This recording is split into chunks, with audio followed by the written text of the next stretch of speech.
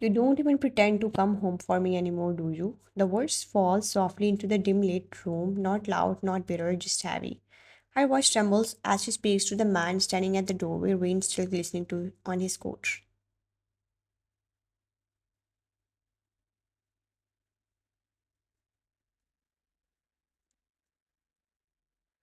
The master bedroom is quiet, almost painfully so. The faint hum of the clock fills the space between them. Wine sits at the edge of the bed, her silk nightgown pulling around her feet, her wedding ring laying abandoned on the nightstand, a small circle of gold that once meant forever.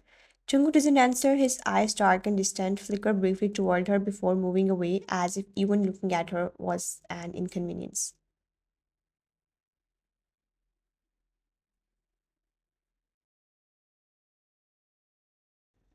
He shrugs off his coat, his tone cool and detached. You're awake again, don't you ever sleep? Wine lets out a hollow laugh, the kind that cracks mid-air. Hard to sleep when the person you share a bed with feels like a stranger. He says nothing, just unbuttoning his cufflinks, moving with the same precision he uses to sign deals, as though this her pain, their silence was just another transaction. The lamp's warm light glance against the sharp lines of his jaw. The man she once loved looked softer once, kinder even, but now his indifference feels colder than the rain outside. Wine tries again, voice shaking slightly. Do you even remember the last time we talked without arguing, without you sighing or walking away? He looks up, finally meeting her eyes, and for a moment she wishes she hadn't spoken. His stare is piracy in control, mocking even. You think silence means I'm angry? Maybe I just don't see the point anymore. Her breath catches the words stab deeper than he will ever know.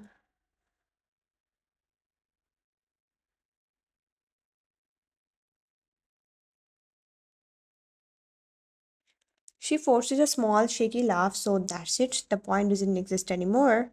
Maybe it disappeared when you stopped understanding me. That was his specialty, turning her praise into blame. It was cruel, but calm, elegant cruelty. One drops her gaze, fingers starting around the bedsheet.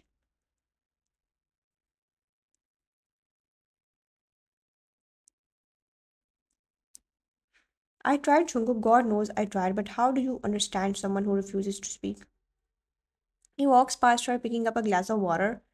His reflection cutting through the mirror beside the bed, his voice is faintly mocking when he replies, then stop trying, it looks pathetic on you.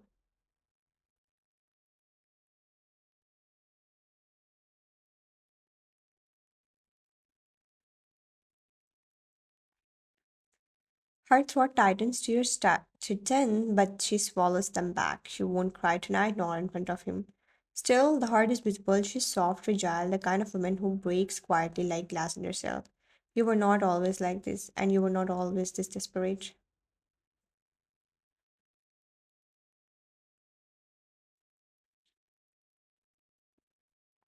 That line shatters something inside her. She turns away, pretending to adjust the blanket, hiding her trembling hands. The sound of the rain outside grows louder, sinking with her uneven breaths. He takes off his watch, places it neatly on the table, and slips under the sheets, not beside her, but on the far edge of the bed. The space between them feels like an ocean. For a moment, she stares at the ceiling, eyes wet, heart heavy, and whispers more to herself than to him, I miss you, even when you are right here. He doesn't reply, he never does. The only answer she gets is the flicker of the lamp as he turns away, and the faint rustle of sheets when he murmurs almost as if mocking her longing.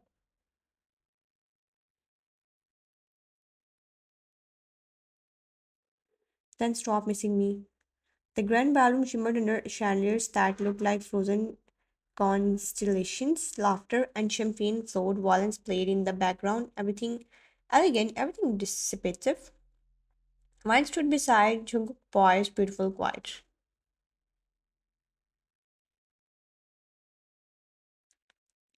Her silver gown caught the light, but her eyes looked tired, kind of tired that no amount of sleep could fix. She stayed close enough to appear like his perfect wife, and yet he hadn't once touched her all evening. He was too busy shaking hands with investors, the picture of calm authority.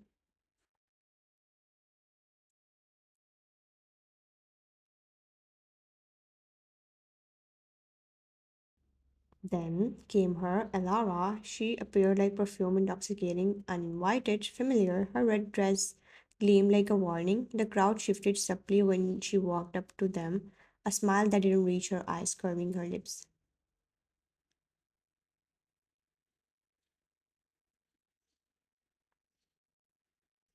Jungkook, her voice was honey and poison. He froze just for a second, but Wine saw it. That flicker, that ghost of a smile he tried to hide.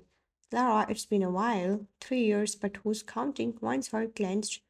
The air around them grew thinner.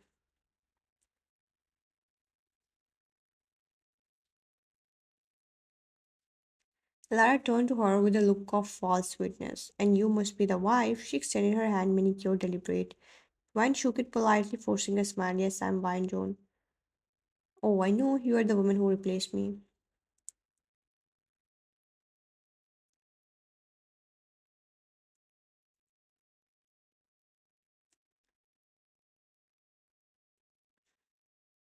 The words sliced like glass. People around them began whispering. Jungkook's expression didn't change, calm, unreadable, almost bored. Wine tried to stay grateful, but her voice trembled slightly. I didn't replace anyone. Love doesn't work that way. Elara laughed cool and loud.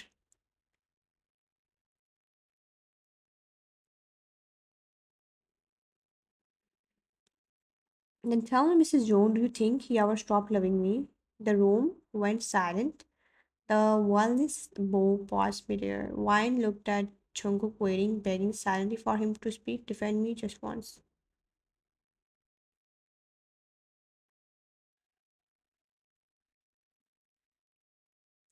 But he didn't. He just looked at Alara, jaw tight, eyes cold like the man she no longer recognized. Say something, Jungkook.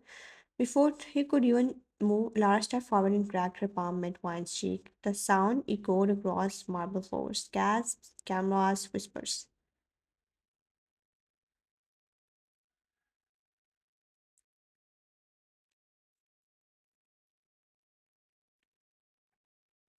You stole my happiness, my future. Wine's eyes stung not from the slap but from the humiliation her chest have, tears burning behind her lashes.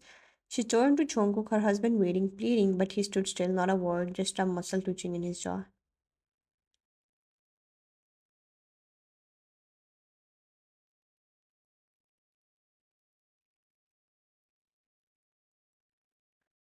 Of course, he won't defend you. He knows what you are. That was it. Something inside Wine snapped quietly, powerfully. She straightened, her voice calm but deadly. You are right. He won't defend me. Then she raises her hand and slapped Lara back hard enough to silence the entire room.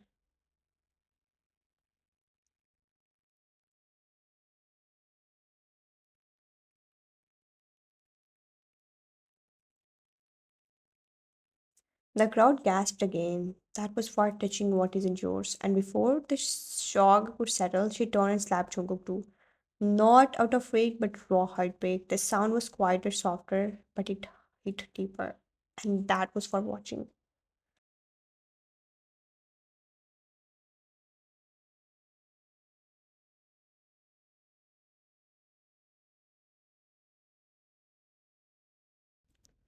For a moment, time stood still. Jungkook's face darkened more in shock than anger. The woman who once whispered apologies for raising her voice had just humiliated him in front of the elite. You should have at least defended your wife, if not out of love, then out of decency.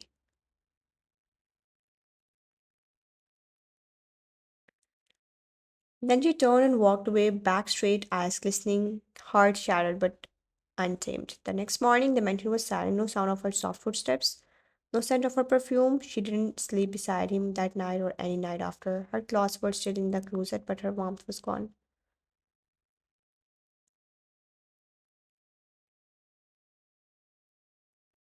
Chuguk noticed it in small, cruel ways. The untouched teacup on the dining table, the empty chair during breakfast, the way the maids whispered, Madam, move to the guest room. He started coming home earlier, not that he admitted why.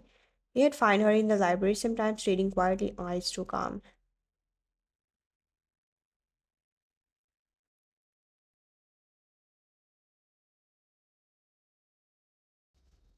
He had tried to speak, but she would just close her book, note politely, and leave. No accusations, no tears, just distance.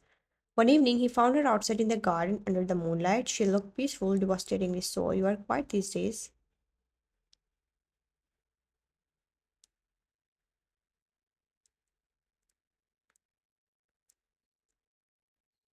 Quiet people are easy to ignore. Isn't that what you wanted? He clenched his fists, the control in his voice slipping. Don't start this again. Start what? The part where I beg you to love me? Her tone wasn't bitter, just tired.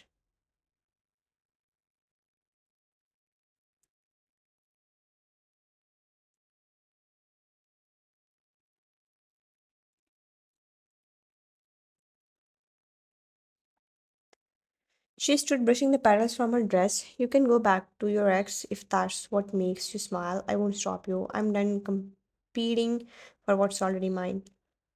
Then she walked past him, the faintest trace of jasmine lingering in the air, leaving him standing there for once the silent one.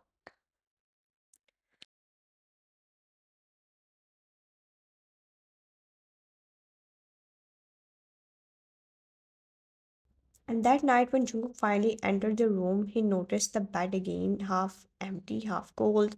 Except this time, he couldn't sleep. The hunter had become the haunted. The storm outside was merciless that night.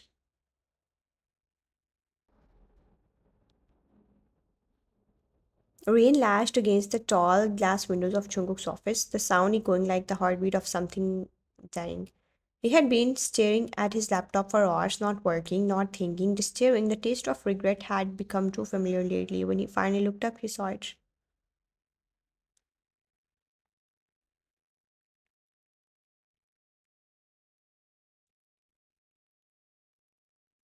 On his desk, a single envelope neatly placed beside a gold wedding band, her handwriting on it, elegant yet trembling. For Jungkook, his throat tightened. Slowly, he opened it. The divorce papers slid a crisp, final scroll in their simplicity. His name written beside hers like two strangers forced to share a page.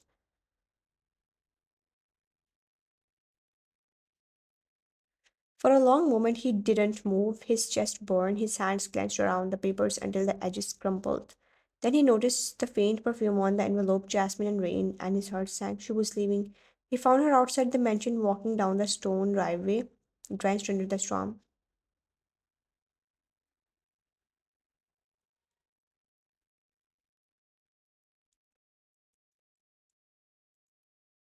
Her suitcase bumped along the wet gravel.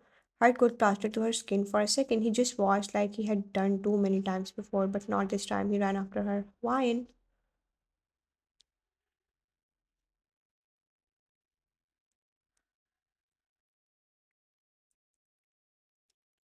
He stopped but didn't turn. He reached her, his hand gripping her wrist. His touch wasn't cold this time, it was desperate trembling. So this is it, after everything. Wine finally turned, her face streaked with rain and tears, her expression fragile but resolute.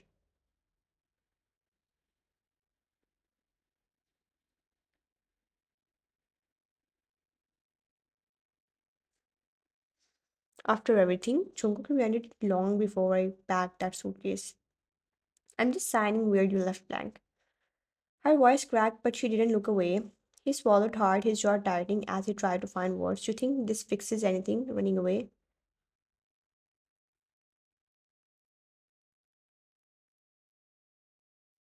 No, it doesn't fix anything. It just stops me from breaking more. Thunder rolled above them, deep and raw. He stepped closer, rain dripping from his hair, eyes burning with something between anger and regret. And what about us?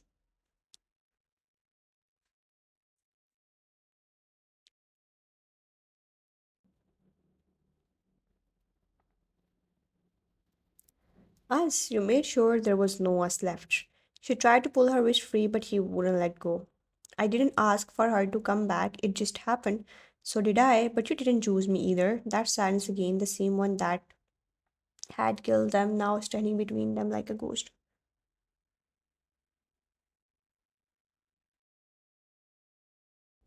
Finally, she slipped off her engagement ring that he forcefully made her wear, the one he had placed on her finger with trembling hands years ago, and pressed it into his palm. You can keep it, it suits the silence better than I ever did.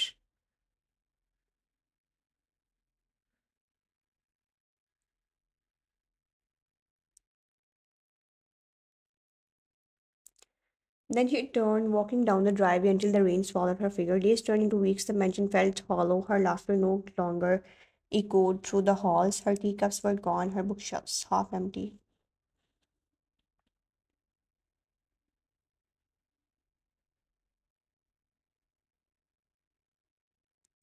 Ilara had returned to his life completely, now smiling, but she filled his bed but not his silence. He began noticing the difference in ways that ached. She didn't remember how he liked his coffee. She complained about the rain instead of listening to it like wine did.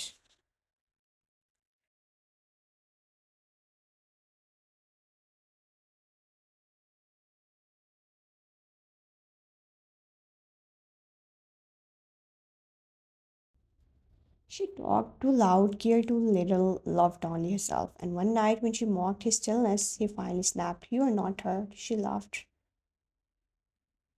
"Of course not. I don't worship you like she did." He didn't answer. He just stood and left the sound of rain outside haunting him again. It was 2 weeks later when the call came, a driver, a road slick with rain.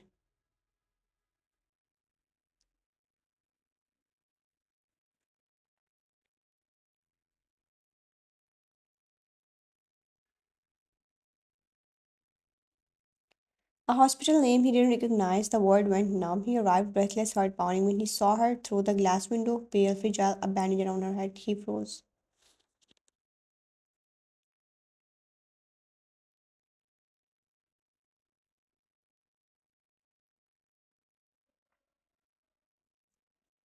Wine, his wife, the woman he had broken and who still somehow made him feel alive. He sat beside her bed, eyes stinging.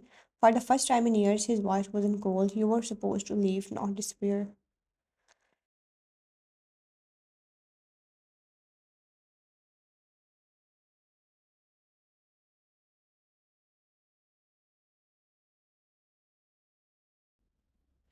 He reached for her hand but stopped, afraid she would pull away even in sleep. "I thought silence was easier than love. I was wrong." His words trembled as he leaned closer. "Wake up, fine, please. I'll do it right this time."